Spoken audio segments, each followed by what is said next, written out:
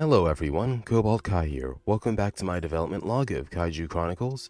It's been about 2 weeks since my last update and I just wanted to let you guys know how things are going.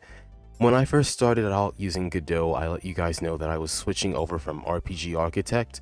I tried building Kaiju Chronicles there, but I found that there was just so many obstacles in the way. I had to code everything at the same time I was making the art, and since the game engine was new, there was nowhere for me to actually check and see how the tutorials work outside of how they work in game. Like so I had to essentially jump to a game engine that does a better job of teaching me how it functions. And so far this is the result. When I first started, I actually was using the starting tile, just like the base function inside of Godot for the floor, and I just clicked and dragged a pixel onto it, and what I found is that the pixel, which was one of these trees, just stretched over the ground. It was incredibly blurry. I didn't know how to shrink it or anything, so I did some research, and what I found is that there is a software called Funk Godot, or even just a plugin actually, and there is a software connected to it called Trench Broom, which is incredibly good for making Quake-based games and Quake-based maps. And what I found is that it works a lot better in my interest to use Trench Broom and essentially create maps like this than it would to use them in Blender, especially considering how Blender's bevel tool is notorious for messing up sometimes. But other than that, I wanted to let you guys know, well, there are a couple of things that are also holding me back, even though I've effectively managed to add the starting level. This isn't necessarily the starting level in game, so to say, but rather the starting design for the level. I made the sandbox, even though I managed to make that, there are some things that are primarily obstacles right now, and one of those is that I do not know how to make the pause menu disappear after it is loaded. So scripting, that's going to be a completely different process that I'm going to have to work on over the next few months. I checked out a few tutorials, and to be blunt, I was going to post this video sooner because I thought that, alright, I managed to get this much in-game, I should have everything under control. Here's the thing that I've learned about Godot tutorials, and don't mind the 12,000 debugs. On the bottom, that's the animation frames.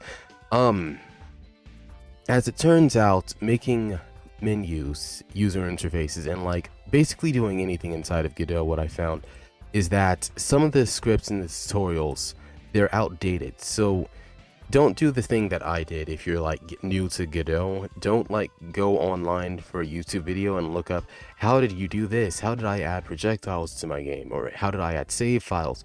Because what you'll notice here is that this is primarily the character input, or this is actually just me being an amateur, just copying and pasting it, saying if the system doesn't have an error currently showing up, well, it can't be bad to add it until I figure out how to put there. So currently I added it, and now I'm going to the what to put there phase, because every tutorial I go to, essentially they're all the same kind of tutorial. They're outdated. They don't actually list the version of Godot that they're for, and it actually matters a lot, because if you go to Godot version 4.0, and this is an enemy that I designed for this is essentially my first attempt at giving the slime enemy movement.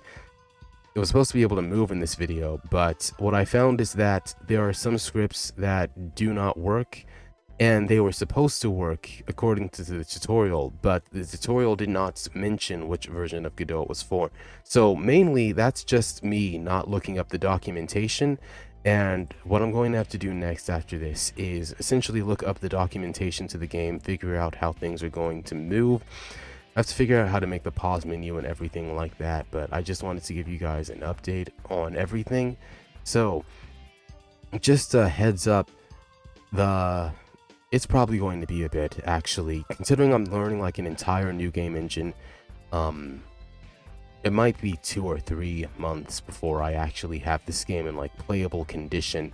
So yeah, just a heads up so you guys don't get your hopes up or anything. This game engine, Godot, is actually incredibly well made. It is incredibly impressive, and the game engine itself is actually very small.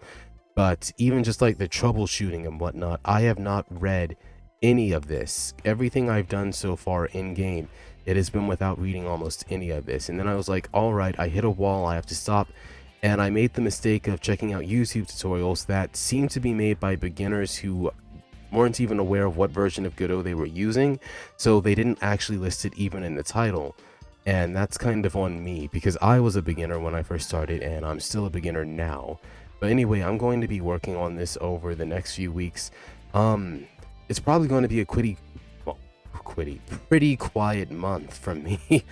For the most part, what I have to work on at the moment is like, I have to work on enemy movement, I have to work on hitboxes, I have to work on enemy health bars that'll show up over this, which I think I have, or I have something close to it.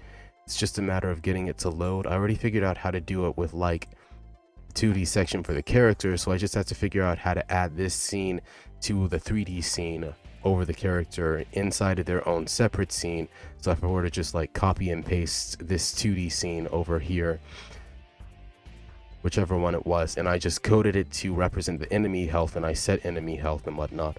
But other than that, I have to also work out the pathfinding. I have to figure out like the spawn rate, as well as like how many minutes does a game wait before it respawns an enemy in an area. Should I do 2 minutes, 5 minutes, or so on?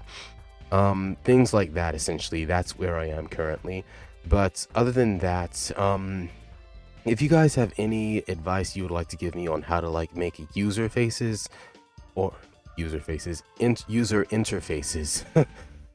wow, I cannot be this green.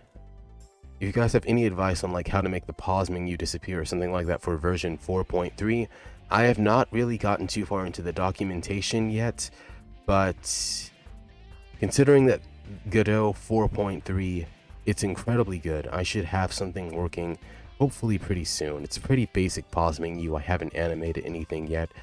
But other than that, let me know your thoughts down below as to the progress and everything. This is how the map looks currently. And is there anything I can do here? Like, let me show you guys that shortcut I did real quick, just for funsies. So click and drag. This is what it looks like. So I just took the tree icon when I first started, and I just put it all over this. And as you can see, this pixel art is blown all the way up. Like Michael Bay could not direct anything to be more blown up than these pixels right now. It's incredibly large compared to like the regular sprite over here. But just doing that for funsies. And if you guys have any tips or tricks to anything, let me know in the comments down below. I am very determined to get this game working. The first game I'm ever making, and I have no intention of quitting. So I'll see you guys later, and as always, thanks for your support, especially all of you on Patreon. I have recently knocked out one of my student loans as of late, which was a very big impediment as to how much time I had to actually work on making the game versus how much time I had to spend at work. So now I can be more focused on this and less focused on other real life issues. I just have one more, and after that's over, hopefully I can fully commit to developing this game and making it as good as possible, because that's what you guys deserve for supporting me. So I'll see you guys later, and have a nice day.